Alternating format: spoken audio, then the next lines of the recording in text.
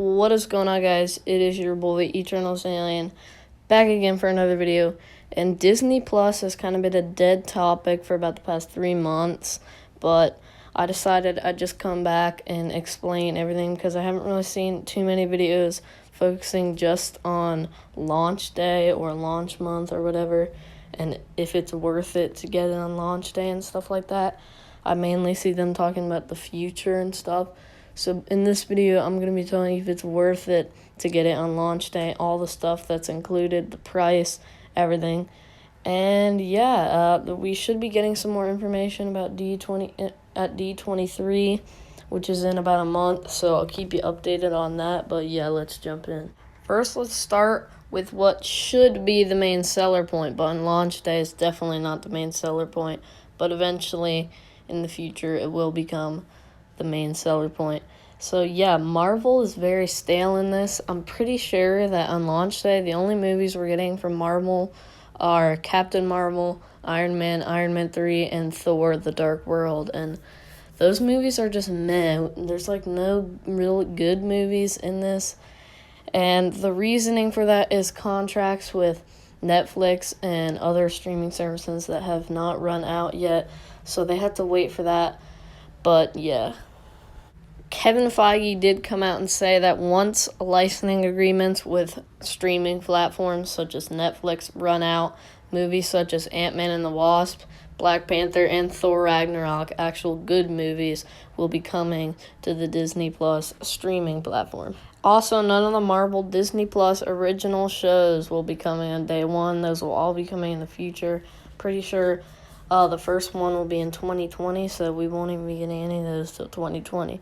So yeah. Also, final thing from Marvel, a ton of their Disney XD shows, such as Guardians of the Galaxy, the animated series, and Marvel's Amazing Spider-Man, will be coming to the platform on day one. So if you really want to watch some Marvel shows, then there you go. So yeah, I'm sorry, I love you, Marvel, but I'm going to have to give you a 3 out of 10 for the launch day. Really nothing, but once it comes to 2020, like towards the end of 2020, it'll probably be like a 9 out of 10. So wait for the future. If you are a Marvel enthusiast and only getting it for Marvel, then I recommend you wait for the future. If you are a Star Wars fan, they've got you covered. There's so much content on day one, even an original show, and so we're going to get into all that. So for Star Wars films, they have got you so covered. So all the original 7 movies are coming to the platform on day one. So like A New Hope, Revenge of the Sith, all that on day one, and Rogue One, a Star Wars story. So they have really got you covered. That's 8 films already that you can binge out on day one. And the original show that I was talking about on day one is The Mandalorian. So this is one of very few shows that will be original shows that will be on day one. And it is directed by Jon Favreau. I don't know how to pronounce it, but the guy who directed Iron Man 2008. Yeah, he is going to be directing this, and it looks pretty awesome. So that is a big plus. And finally, for Star Wars on launch, the 2 animated shows, Star Wars Rebels and Star Wars The Clone Wars, will be on launch with Disney Plus. So yeah, they pretty much got you covered. I give them an 8 out of 10. There's still a little bit of content they're missing, mainly in the film department, but I'm sure they will cover that patch in 2020 and beyond. So yeah. So the final company that we're going to be talking about before we move on to just general content is Pixar, because they have every single movie coming except for Toy Story 4, obviously because of its new release. Actually, it could be coming. They just haven't announced it yet since it's still in theaters, and since the release date for Disney Plus is in November, yeah, it could be a possibility. But that's a 10 out of 10. They pretty much have everything, so I don't really know how to critique that, but yeah.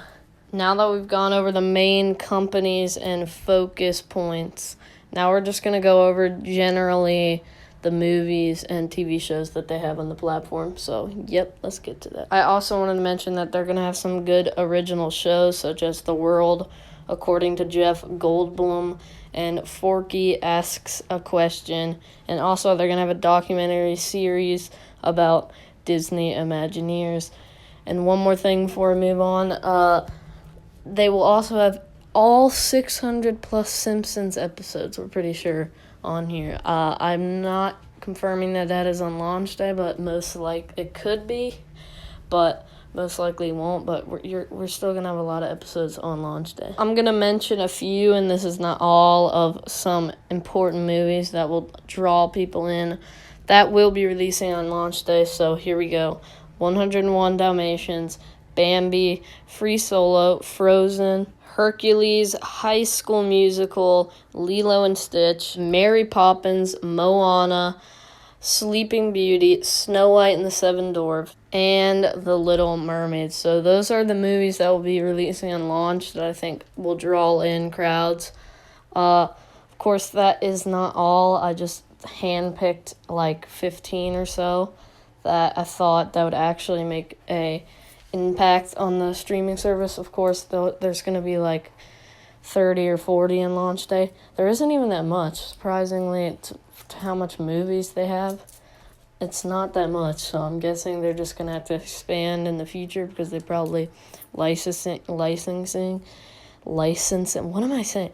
Licensing and crap like that. But yeah, now we're going to move on to some important TV shows that could draw in crowds. So here we go. By the way, the ones that are animal related is because they own National Geographic and ABC. So if there's any of those, that's why. Not a lot of people know that, but yeah.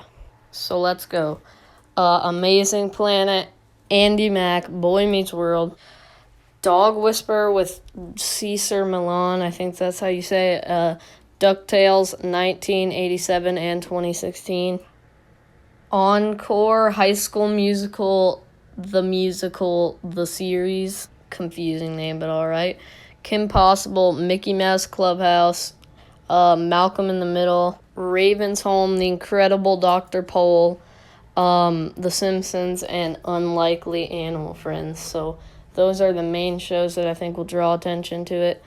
Again, not the only shows on there, because there's going to be like 50 or something like that. So there's obviously a lot more shows and movies, because obviously they produce more shows.